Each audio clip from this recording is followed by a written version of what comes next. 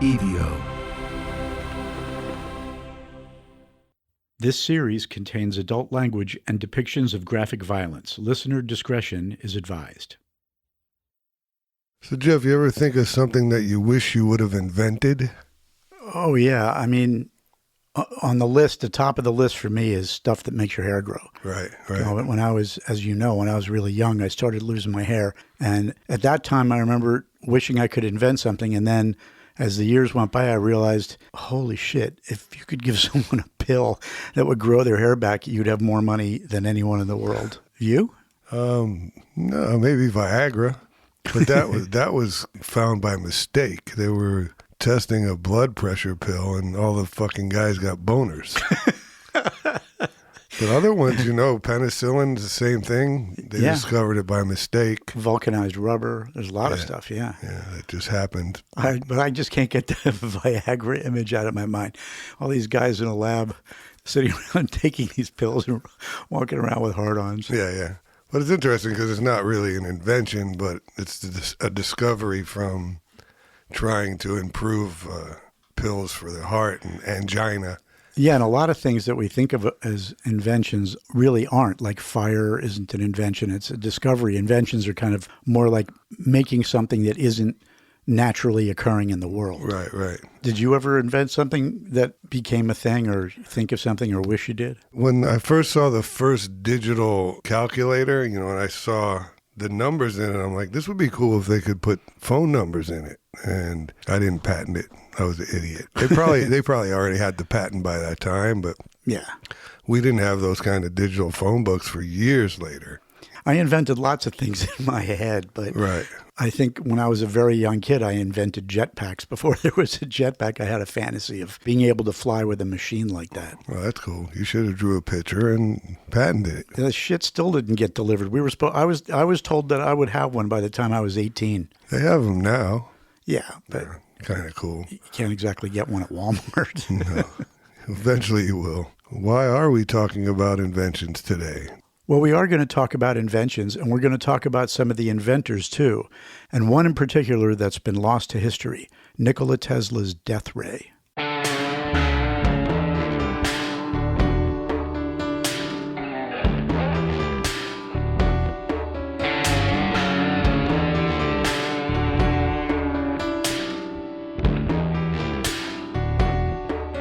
Hi, I'm Bruce.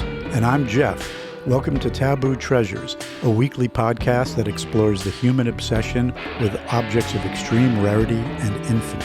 Today's episode, Inventors and Visionaries. For the most part, inventors create tangible solutions. They build, prototype, engineer, and solve concrete problems. True inventors usually have some degree of technical education, and they tend to focus on experimentation using controlled scientific testing and research. Visionaries, on the other hand, tend to be the ones who may not have had the great technical expertise, but they think in terms of concepts and storytelling. They see the big picture that sometimes leaps ahead of the technology that exists to create it. Here's one way to look at the fundamental difference between inventors and a visionary. A visionary might say something like, we need a rocket to get us to Mars, and here's how space civilization should work. An inventor might say, here's how we design a staged combustion engine that won't explode. And not always, but sometimes the greatest accomplishments in history have been the work of people who are a little of each. Leonardo da Vinci was born in 1452, and he was the OG Renaissance man, literally. The term was coined for him. He's a great example of a visionary who is also an inventor. Most of us are familiar with at least some of his work, at least some of his paintings, and definitely the Mona Lisa. But his genius extended across sculpture, architecture, engineering, anatomy, chemistry, math, and even more. It was sort of like Bruce and me, but a long time ago, right? Some of his inventions were so brilliant and ahead of their time that they were never actually built because of the limits of technology and science of the day. But over the centuries, a lot of his concepts and models and drawings became the foundation for a mind-bending array of things that changed the world. It's impossible to do him justice in the amount of time we have, but here are a few of his wildly eclectic greatest hits. The helicopter. Yep. in the early 15th century. So you can see why actually building one would have been tricky at the time. But he called it the aerial screw, and that's kind of what it looked like. It had a big spiral sail that turned with the wind because, helicopter engines were about 500 years from existing. It's crazy looking in the drawings, but even if you don't understand the principles of rotary wing flight as well as we do, you can see the beginnings and the principle of the modern version. Solar power is another concept that was centuries ahead of its time because pretty much none of that stuff you needed to harness solar power existed. His understanding of solar energy predicted another advanced technology that wouldn't exist until centuries after he died and maybe end up playing a part in saving life on Earth. And then talk about crazy, how about a battle tank? He designed this conical-shaped thing made out of wood that he called the fighting vehicle. Men could get inside and use cranks to power it, because it was that or horses. No one wanted horses in their tank. And it had a circular arrangement of light cannons around its perimeter so it could fire in any direction. It never got off the drawing board, but again, you can see from his concept drawings that it was the inspiration for the modern-day tank. Yeah, this thing's so cool. It's a diving suit made out of leather, which is so Italian. It had a mask and breathing tubes that went to the surface, and it even had a valve-operating balloon so you could adjust the buoyancy. And here's a feature that should get him the greatest inventor ever award all on its own. A pouch you can pee in. I could use one of those in a car. Use one right now. It took another 300 years until science and technology could make diving suits a reality, and they still don't have a pee pouch. We're just scratching the surface, but we hope it'll inspire you to spend some time learning about him. We'll leave you with a few fun facts. He avoided meat, he was probably gay, and he liked to dissect people, presumably dead ones. Nothing too notable there except for maybe the fact that he liked cutting up humans. But get this, when he was working, he wrote from left to right, like mirror writing. Scientists have speculated about the reason, but nobody really can figure it out. Everyone knows the Tesla car company, but for some reason, not as many know as much about the guy who it's named after, Nikola Tesla, a Serbian-American inventor born in July of 1856 in what's now Croatia. He came to the U.S. in 1884, and he got off the boat with a few ideas for inventions, some poetry he'd written, and 4 cents in his pocket.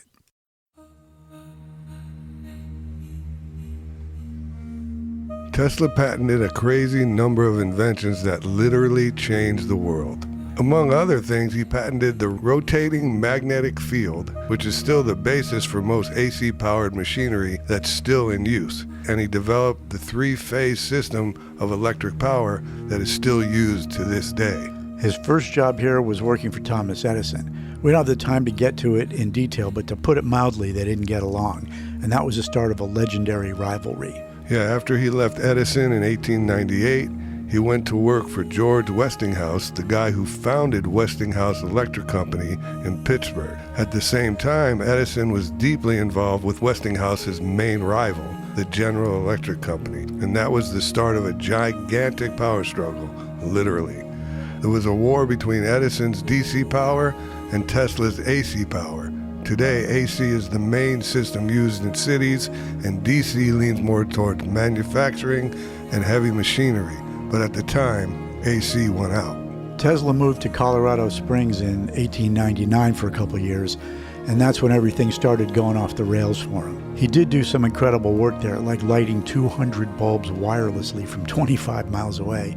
But when he started claiming he was receiving signals from another planet, the mainstream scientific community thought he'd lost it. By then, he was already known as an eccentric and compulsive. He had a complete disconnect from business and financing. He never married or had kids, and like Howard Hughes, as he got older, he gradually became a severe germaphobic. He only had a few close friends, and his closest was Mark Twain. You imagine being a fly on the wall in that room? God, if only. So even though he was still doing incredible work, the media used him like a delusional punching bag. He eventually lost his funding, so most of his ideas never left the notebook stage, and tragically, one of the most important inventors in history died penniless. Howard Hughes was a prototypical combination of visionary, inventor, and self-promotion. After he inherited his father's fortune, Hughes built an empire of aerospace, film, and real estate, and is considered the first billionaire. Among other things, he's probably best remembered as the pioneer of aviation and a pilot and inventor, and especially for his Spruce Goose, a massive airplane he built for the military that only flew once and is now in a museum in Oregon. The Howard Hughes flying boat has a wing spread of 320 feet, and that gives you some idea of its size. Howard Hughes himself checked the controls before the first tests were carried out at Long Beach, California. There'd been so much controversy about this flying boat, the biggest aircraft ever built, that her tests made headline news in the States. She's cost $25 million, 18 government millions, 7 millions of Hughes's money. And there was a congressional inquiry into the matter. At the Senate hearing, he made this dramatic declaration. I put the sweat of my life into this thing. I have my reputation rolled up in it. And I have stated several times that if it's a failure, I'll probably leave this country and never come back. And I mean it. And a lot of people today don't realize that he also was a serious film producer. He made a series of classics like the original versions of The Front Page and Scarface, which is pretty cool. He also gave actors like Jean Harlow and Jane Russell their first starring roles in Hell's Angels and The Outlaw. And he bought RKO Studios and did something you couldn't do today. He kept a stable of young starlet wannabes that he would fly out from different cities based on photos that he saw. Yeah, he did. Yeah, and he would, if he even tried that nowadays, he'd be gone. No one person owns it anymore, but the Hughes Aerospace Company still builds satellites and weaponry technology that Hughes developed for the military and the private sector. And now a word about patents, which are a form of intellectual property protection that give an inventor the exclusive right to stop others from making, using, or selling their invention for a set period, usually 15 or 20 years, depending on the type of patent.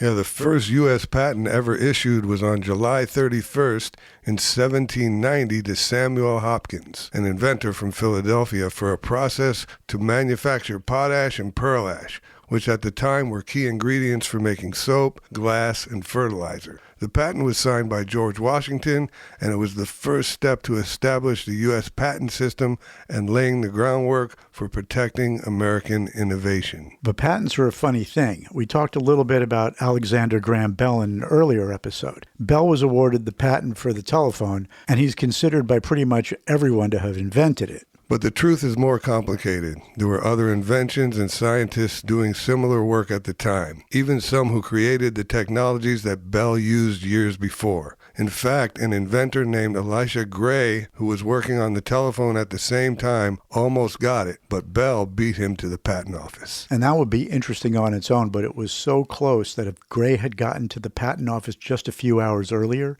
the story would have had a completely different ending. Thomas Edison is the best-known inventor in American history and another legend who's been credited with some of the most significant inventions from the late 19th century until his death in 1933. But not so fast. He had a large staff of brilliant engineers and scientists working for him in his laboratory in Menlo Park, New Jersey, that did most of the work. Yeah, and not to diminish his brilliance, but by all accounts, he was a shrewd businessman who knew how to market himself and his products, and he knew how to get his work patented quickly, even if it wasn't entirely his. Yeah, for example, by far the most important invention he's credited with is the light bulb. But the light bulb was actually invented decades before. The early light bulbs burned out very quickly, though sometimes after only a few hours. Edison and his team developed the technology to make them last long enough to make them practical. That's pretty significant, and it gave the world the electric lights we think of today. But he actually didn't invent it. And when historians debate about the most important inventions in history, the printing press is always in the top 3 or 4. It's credited to Johannes Gutenberg, a German metalworker in the 15th century, but once again, there's a lot more to the story. In the 11th century, a Chinese engineer and inventor named Bi Shang was the first person to develop a movable type of method for printing. But it wasn't until the mid-15th century, after hundreds of years of advances in technology and metallurgy, that Gutenberg could take what he learned from Bi Shang and other inventors to his press. Yeah, and the first thing he ever printed on his press was a Catholic Bible, so thanks a lot for that, Johannes. So as we talked about before, almost everything we think of having been invented by a single person was actually a collaboration. sometimes over many years by dozens of people who have never met. But some important inventions were truly partnerships. Sometimes one was the visionary and the other was the technical expert, and sometimes each of them had a little of both. Hedy Lamarr and George Antheil are a great example of a partnership. We've talked about Hedy Lamarr before. She was a movie star in the 40s who was once called the most beautiful woman in the world. The biggest people with the biggest ideas can be shut down by the smallest people with the smallest mind. Think big anyway. What you spend years building may be destroyed overnight. Build anyway. Give the world the best you have and you'll be kicked into the sea. Give the world the best you've got anyway.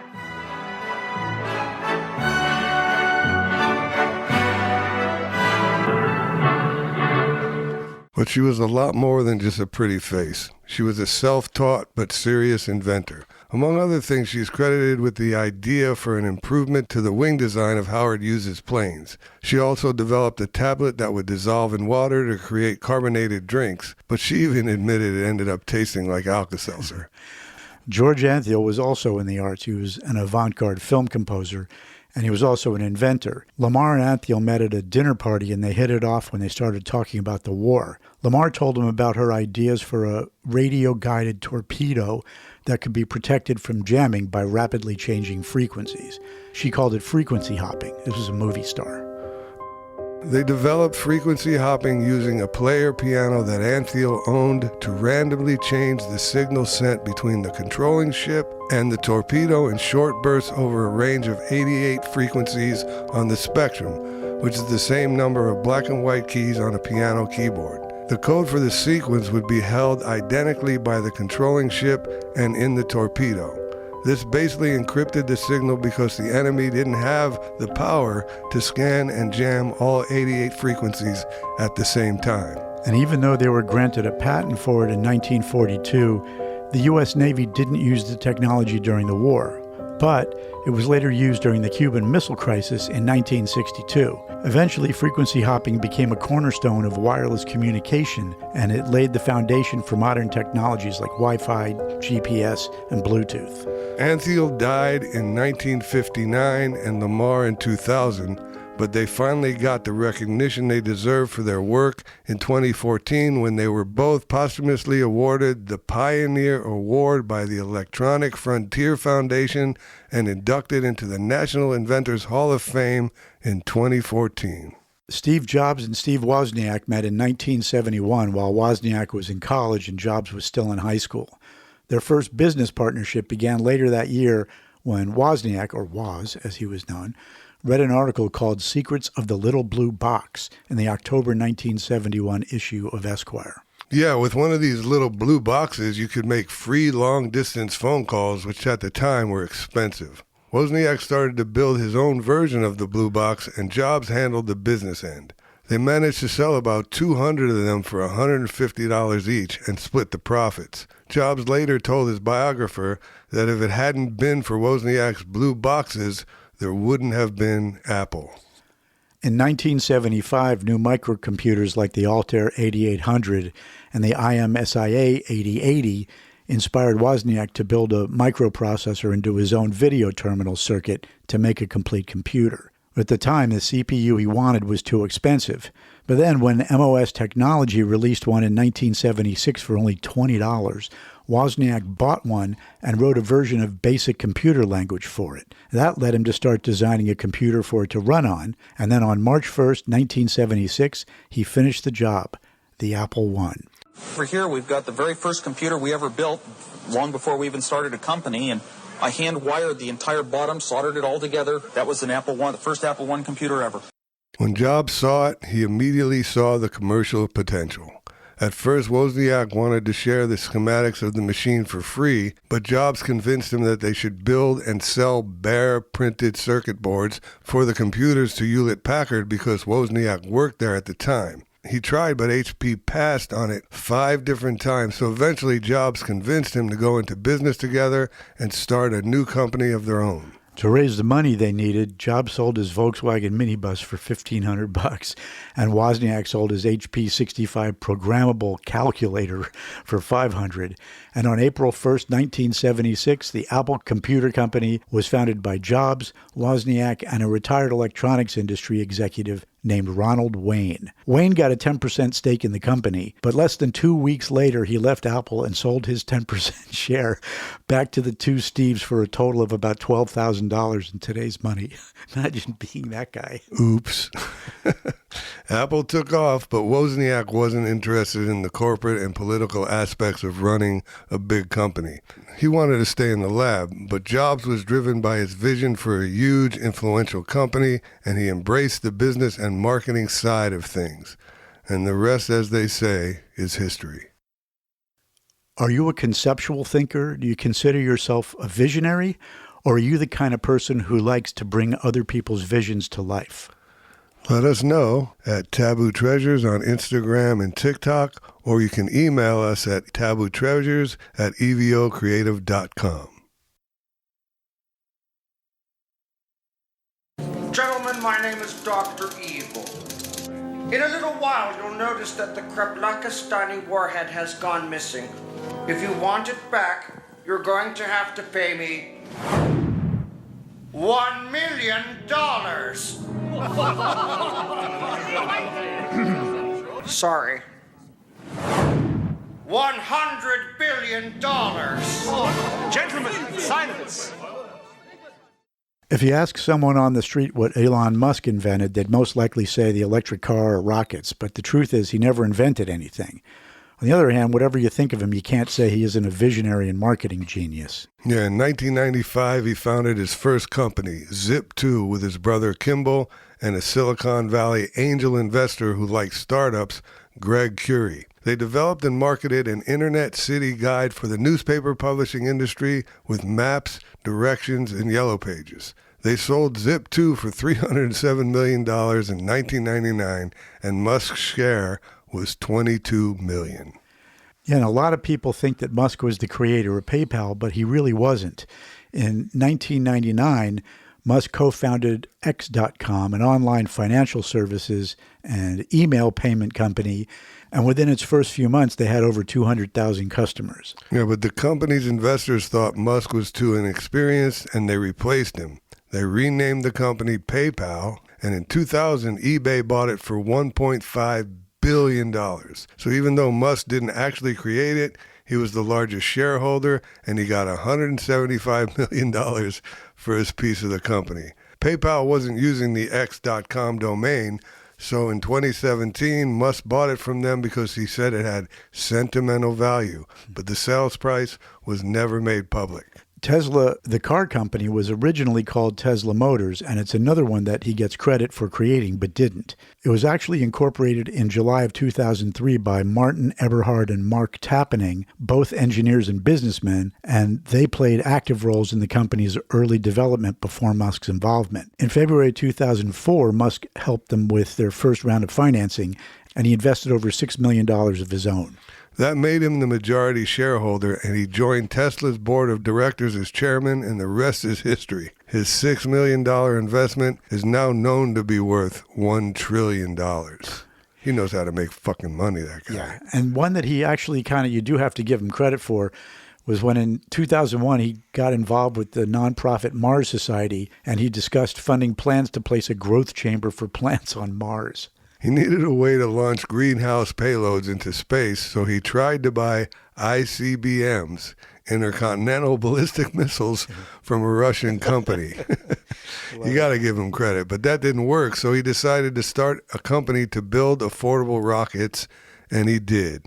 He founded SpaceX in 2002 with $100 million of his own money and became its CEO and chief engineer. SpaceX launched the first Falcon 1 into orbit in 2008, and later that year he got a $1.6 billion NASA contract to launch SpaceX Dragon spacecraft to the International Space Station. using Falcon 9 rockets. Eventually, the Dragon flights replaced NASA's space shuttle after it was retired in 2011. Yeah, in 2015, SpaceX began the development of the Starlink constellation of low Earth orbit satellites to provide satellite internet access. As of May 2025, there are over 7,600 operational Starlink satellites in orbit. To give you an idea of how insane that is, that's about 65% of all the satellites launched since 1993 that are still operational. Yeah, that's really hard to imagine.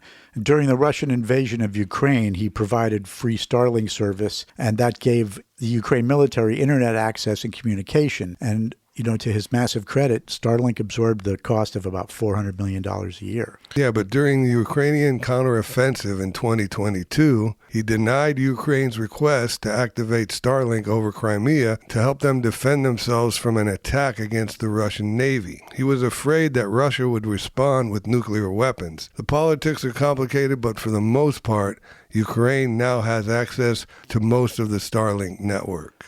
You know my experience with Starlink from the flood that I was in Asheville about a year ago. We were completely cut off from the outside world. There was no cell service, no internet, nothing.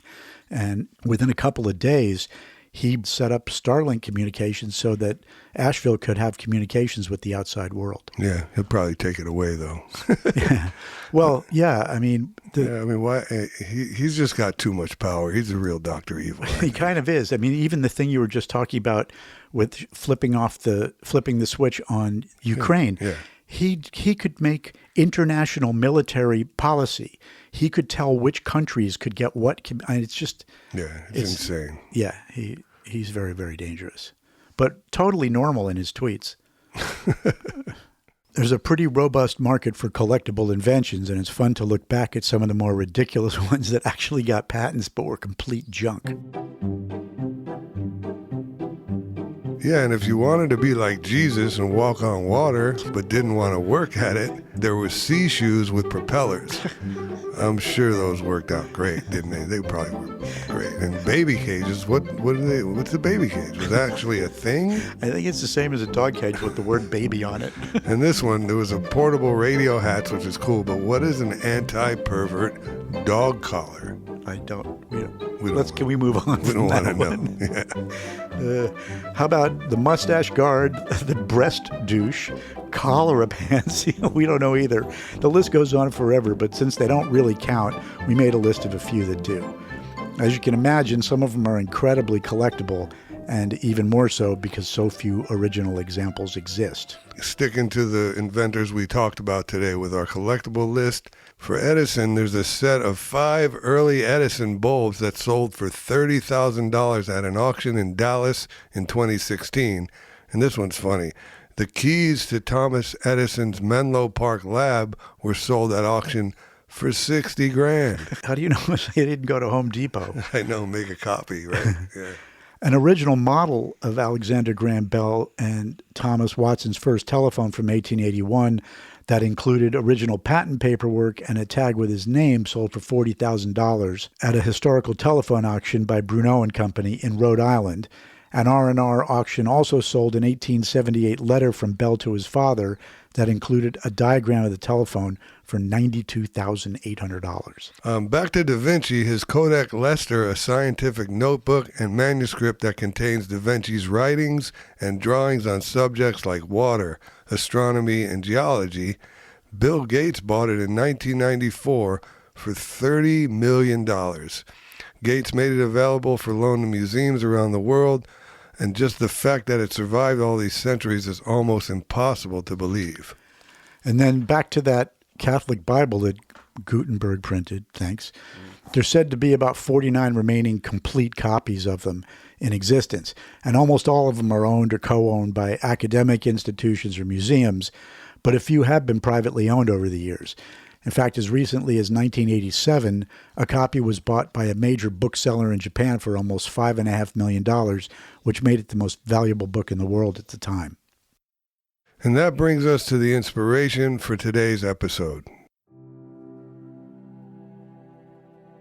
Just before Tesla died at the height of World War II, He claimed he invented a powerful particle beam weapon known as the death ray that could destroy 10,000 planes from a distance of 250 miles. Yeah, if you look at some of the other stuff he came up with, it's almost believable. I know. But when he died at the New Yorker Hotel in New York City in 1943, rather than taking a chance that his technology would fall into the hands of our enemies, the government swooped in and took all the property and documents from his room at the hotel, including all of his notebooks.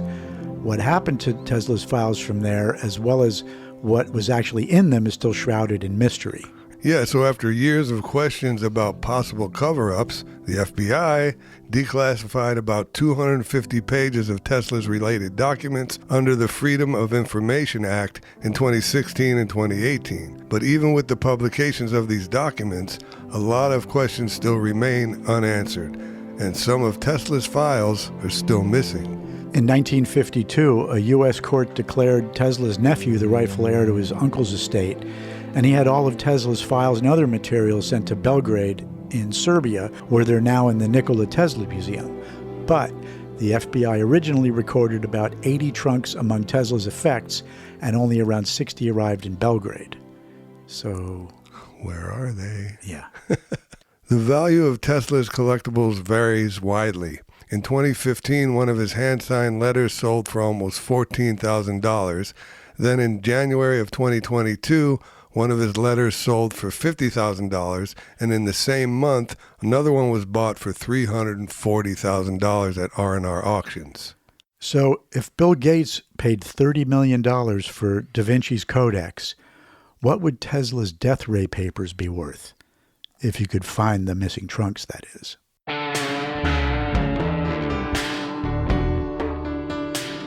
All right, so that does it for our 20th episode. We've made it through 20 without anybody hearing us. How many have you listened to?